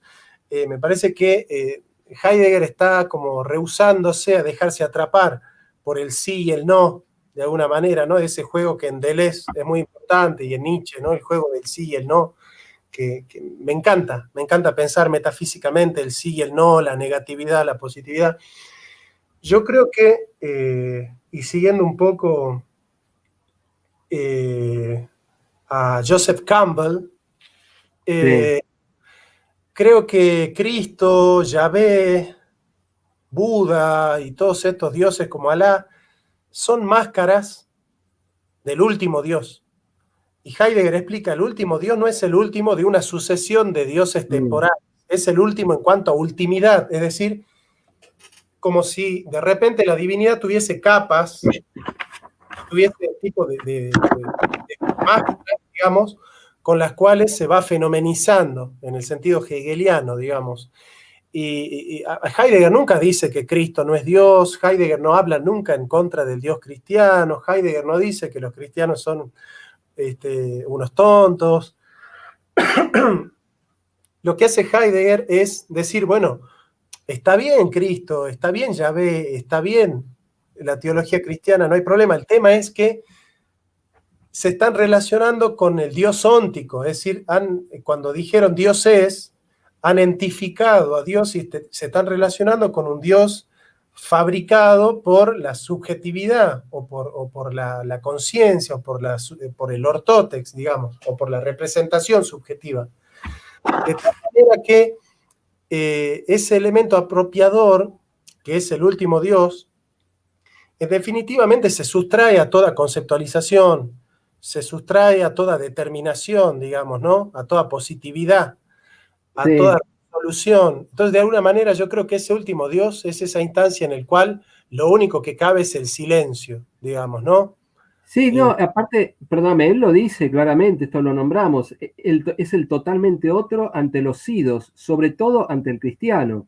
O sea, entendiendo, yo creo, por cristiano, la interpretación que se ha hecho del cristianismo a partir de la historia de la cristiandad, que han sido varias las interpretaciones, pero quiero decir, él intenta separar este último Dios del cristianismo.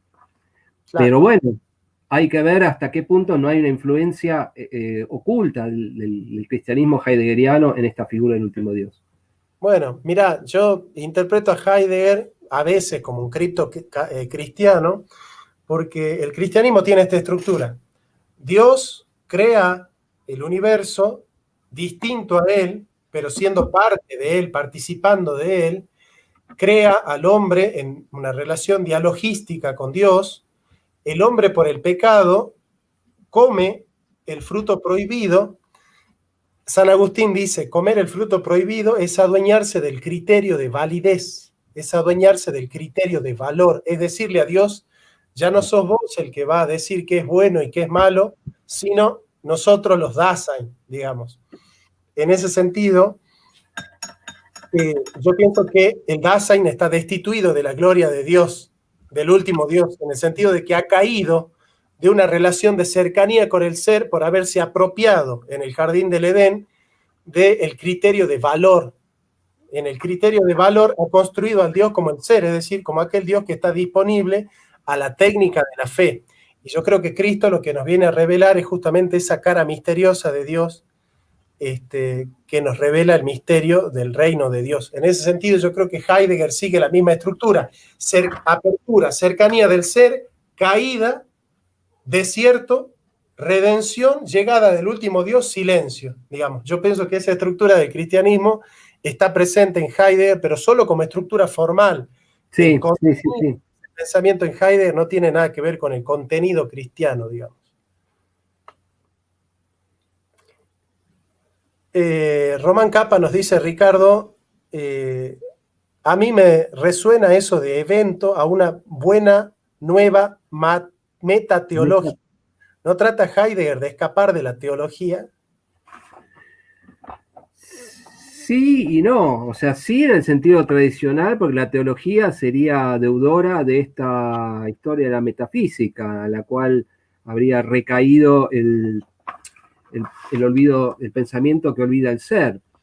Ahora, como dijimos antes, hay una teología oculta en el pensamiento de Heidegger. Él, en una entrevista que le hacen ya de grande, dijo que si él muchas veces estaba tentado, yo no la tengo acá lamentablemente, pero tendría que buscarla en la biblioteca, él muchas veces estaba tentado de escribir una teología, pero de hacerlo de ninguna manera recurriría a la noción de ser o a la cuestión del ser. Bueno, eso es Heidegger, eso es la gran paradoja Heidegger, ¿no? Así es. Si no, caería en la ontoteología de nuevo. Sí, sí. Fernando Roldán, buenas noches. La Iglesia Católica reestructuró su discurso ante el predominio de lo material tecnológico frente a la despolitización del credo. Reestructuró su... A ver. La Iglesia Católica reestructuró su discurso ante el predominio del material tecnológico. ¿Cómo la entendés vos, Jonathan? La pregunta. Es confusa la pregunta. Creo que no tiene que ver con Heidegger, pero yo creo que a la Iglesia Católica le cuesta mucho renunciar a la politización del credo, ¿no? Me parece que la Iglesia Católica se edificó al calor de confundir autoridad y poder. De hecho, mi segundo libro es sobre eso. Confunde autoridad y poder y digamos, trata de evangelizar a los hombres a través de los resortes del Estado, ¿no? Y del Imperio Romano. Y me parece que ahí perdió el influjo espiritual que tiene la autoridad del Evangelio, así que... ¿Habría una herencia a tu criterio de la Inquisición? Sí, romana, no, romana. Es decir, el catolicismo, en la medida en que se hizo romano, dejó de ser cristiano, por decirlo así. Entonces, ¿estás de acuerdo con Lutero?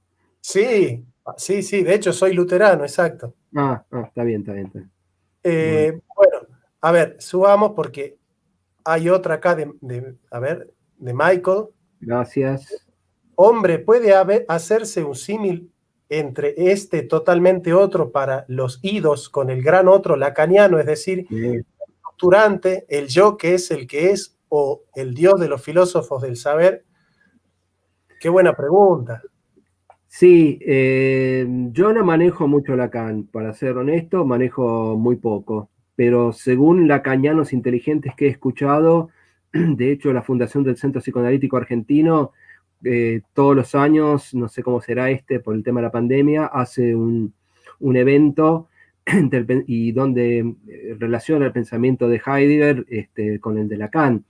Es decir, yo creo que no hubiese sido posible el pensamiento de Lacan sin la influencia de Heidegger también. Es decir, hay mucha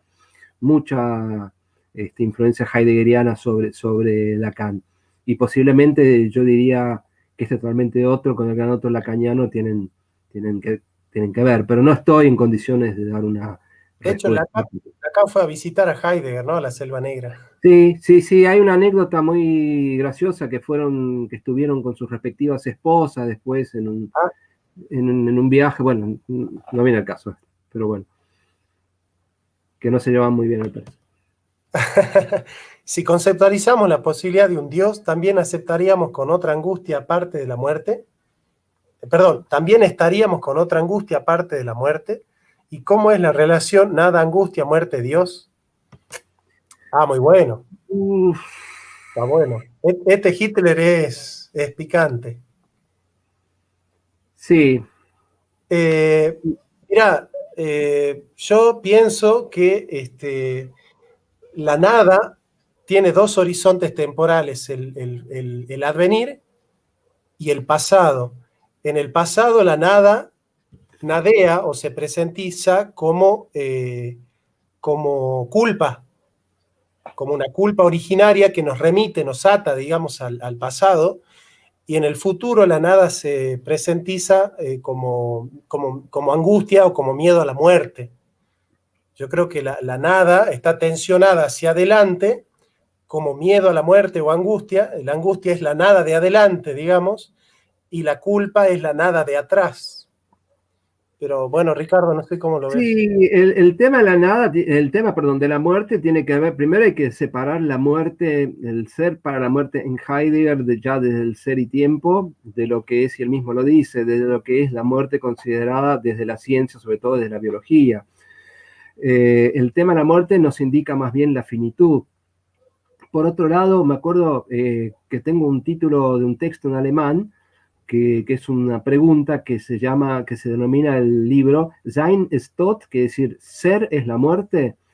Y ahí hay también un ámbito de rehusamiento por parte de la muerte. Creo que en Superación de la Metafísica, Heidegger dice que la muerte es el cofre o el albergue del ser, o algo parecido. No me acuerdo si es en Superación de la Metafísica o en alguno de los textos que aparece en conferencias y artículos. Es así, por eso Bernal Velte, en el discurso de sepultura de Heidegger, dice: la vida de Heidegger fue un buscar, la muerte de Heidegger fue un encontrar, porque el que busca encuentra, siguiendo al Evangelio, porque Heidegger pidió santa sepultura cristiana. Bueno, Matías Constanzo nos dice: reformulo mi pregunta, ¿llegaremos a la calma por finiquitar auténticamente lo técnico en la calma? ¿O por no tener nada más que maquinar? Creo que depende si me atengo al último Heidegger, eso dependería, para decirlo en palabras sencillas, de la gracia del ser. Claro. Es decir, no depende de nosotros, no depende de nuestra buena voluntad, sí a lo sumo de una disponibilidad y de una capacidad de sospecha frente a las ideologías dominantes y frente al mundo técnico globalizado. Cuando digo capacidad de sospecha es generar nuevos modos de habitar, animarse a nuevos modos de vivir, sin caer obviamente en los ismos que muchas veces suelen mostrarse como algo progresista y en el fondo recaen en esta misma estructura ontoteológica, ¿no? Digamos, un poco lo que yo dije al principio es que la crítica de Heidegger hacia el Dios de la metafísica también se aplica hacia la crítica a las ideologías y hoy en día podríamos decir hacia todo discurso que pretende tener un carácter totalizador universal y no es aplicable. Es decir, hacia y esto lo digo con el respeto que les tengo, pero hacia un discurso feminista cuando se vuelve, digamos, netamente, intenta tener una visión netamente universalista y de marcha, digamos, ¿no? Totalizadora. Totalizadora, a eso me refiero, exactamente. Es ahí donde también esos discursos son peligrosos porque hay que desarmarlos, en el sentido que se vuelven totalitarios y no dejan pensar en el fondo aquello que predican. Es decir, bueno, dicho de otra manera, lo que sería el feminismo más radical, ¿no? No digo todo feminismo, ojo, pero el feminismo más radical, tal muchas veces como conocemos sus manifestaciones, sería como un falocentrismo invertido. O sea, es decir, no deja de funcionar de la misma manera, pero se da vuelta. Caemos sí, bueno, no hay nada más contradictorio que totalizar el discurso liberador, ¿no? Digamos, cuando la liberación... Claro, aún a costa de que nosotros mismos lo hacemos, ojo, digamos, estamos condicionados por la metafísica, esto también hay que decirlo. Heidegger dice en Superación de la Metafísica, lástima que no tengo el texto acá, pero dice, la metafísica ha tardado 2500 años hasta su digamos, ha tenido 2500 años de historia. Ahora, la superación de la metafísica puede durar tanto como la historia de la metafísica. Es decir, él no es un tipo, digamos, optimista, ni pragmático, ni que las cosas van a cambiar. Yo creo que depende mucho más de una cuestión de gracia y de preparación y de larga meditación. Ahora, que estemos condicionados, que tengamos nuestros gustos, que tengamos nuestras preferencias, bueno, eso sí. Y sobre todo, insisto mucho en esto, quizás el límite del pensamiento heideggeriano, el límite de todo pensamiento, sería pensar esta relación con el otro o con los otros a partir de lo que es digamos, el proyecto del otro o el sufrimiento del otro, ¿no? Me refiero a lo que Heidegger también dice como el dejar ser, ¿no? Eso es una conceptualización muy importante en Heidegger. El dejar ser, que tiene que ver obviamente con la Gelassenheit también, pero no solamente en relación al mundo técnico, sino también a lo que sean los seres vivos, a la naturaleza. Bueno, de esto hemos hablado.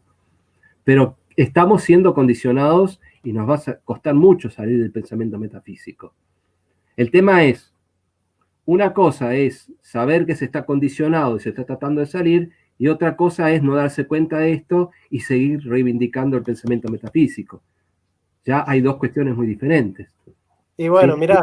Una cosa es ser, claro, perdóname, una cosa es ser sofista y otra cosa es ser socrático. Sócrates no dejó de ser un sofista, de algún modo, pero se dio cuenta del límite del discurso sofista y por eso muere, porque reconoce su propia ignorancia. Claro. Entonces, acá pasa lo mismo.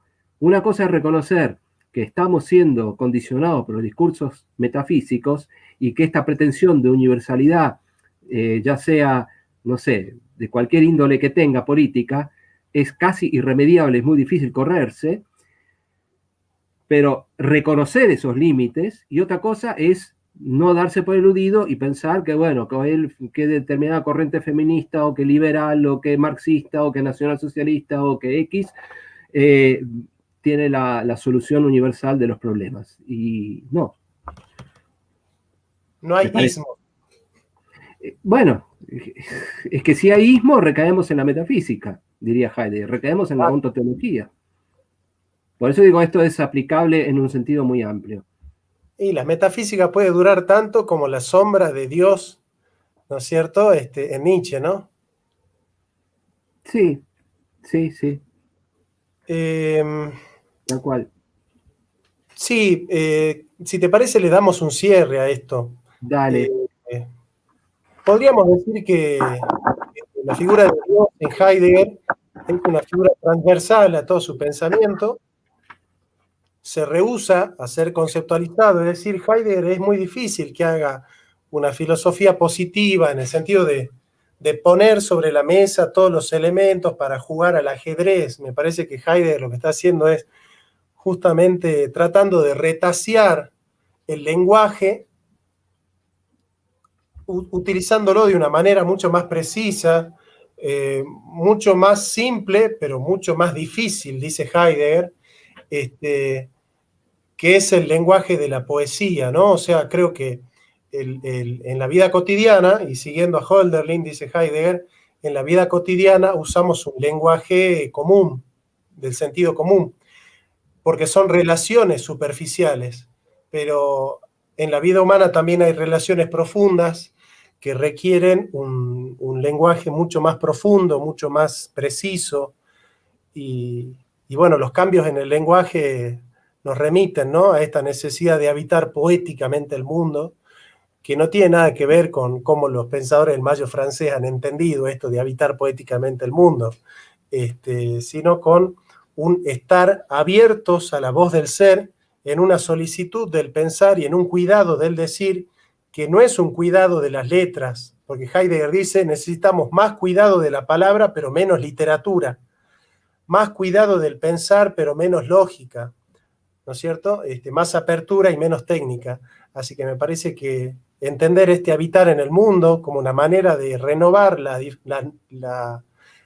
diferencia ontológica, es decir, de no recaer en el olvido de la diferencia ontológica, me parece que es una manera de habitar en la divinidad, bueno, sustrayéndonos al influjo de la técnica, que tiene que ver con esta haceduría que tenemos todos nosotros de forjar nuestro propio destino a través de un programa, ¿no? Y ese programa es, como vos decís, sí, Ricardo, desde la izquierda heideggeriana, la ideología.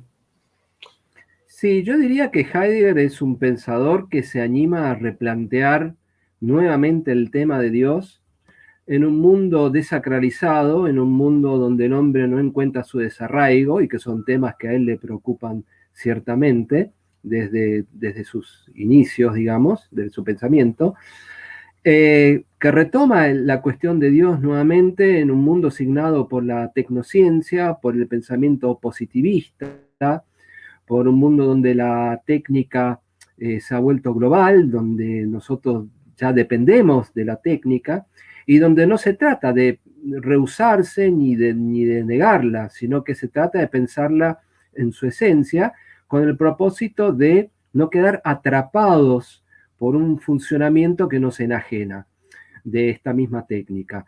En ese sentido, hay una crítica hacia los ismos, así como hay una crítica hacia todo aquello que nos lleva hacia un desarraigo o una existencia que no reconozca nuestra finitud y nuestra posibilidad hacia lo voy a decir metafísicamente, hacia una posible trascendencia. Yo resumiría el pensamiento de Heidegger así: ha sido uno de los últimos grandes pensadores que, en medio de una avalancha de positivismo, materialismo y otros ismos, se atreve desde otro lugar del pensamiento a replantear la cuestión de Dios junto a la donación o el don del ser considerado como Ereignis. Y esto tiene consecuencias sobre la cuestión del ser con los otros hombres, con la tierra, con la naturaleza, con los otros seres vivos, aunque Heidegger no es explícito con respecto a esto último, pero bueno, yo lo veo como eso. Por eso me parece que este tema de hoy, que ya podemos dar por terminado, de Dios en Heidegger, hace a la grandeza de su pensamiento. Más allá si ha llegado o no a comprender bien el cristianismo, o incluso si hay, de esto no se ha hablado, si hay una fuerte influencia de ciertas corrientes místicas de Oriente en Heidegger, ¿no? Sobre todo del budismo zen, se podría hablar de eso. Digamos, más allá de las influencias o de las interpretaciones de Heidegger, bueno, es un pensador que se ha animado a traer estos temas, que son temas que nos incitan hoy en día a seguir filosofando, porque un mundo sin filosofía y sin la temática de la alteridad y de Dios y pensar que es la muerte, etcétera, es decir, sin una búsqueda de sentido, como dijera Viktor Frankl, no es un mundo ya humano, sería un mundo ya tecnológicamente lleno de, no sé, de máquinas, digamos, ¿no? Mecanizado. Bueno, bueno, hemos cumplido con el propósito. Fuimos breves, concisos, tratamos de ser sistemáticos, y bueno, respondimos a todas las preguntas. Así que, por mi parte, satisfecho. Bueno, te agradezco nuevamente la invitación y bueno, esperemos seguir con otros temas. Siempre se rozan acá temas La, que dan para otros temas y la gente, agradezco mucho a la gente que nos ha visto y que nos sigue y bueno, y que está interesada por esto. sí, Así que te decía que la gente ya se está acostumbrando a estos domingos de filosofía, así que bueno, vemos si el domingo que viene preparamos Sloterdijk. podría ser, sí. Tal vez merecería 2 programas Sloterdijk, ¿no? Un Sí, Sloterdijk que critica a Heidegger y un Sloterdijk que todo da para todo un programa y un Sloterdijk que reivindica su propio pensamiento. Pero bueno, también es un pensador fundamental para nuestra época. Que ha sí, dado, sí. creo que, muy deudor de Heidegger y que se ha animado a dar un paso más allá de Heidegger. Pero bueno, Es así. agradezco mucho la invitación y a la gente que nos ve y a las preguntas sobre todo y bueno, y a las inquietudes. Bueno, muchas gracias amigos por estar. Gracias Ricardo también. Así Gracias a que vos. bueno, nos vemos el domingo entrante. Dios mediante. Dale, Gracias. buenas noches. Buenas noches.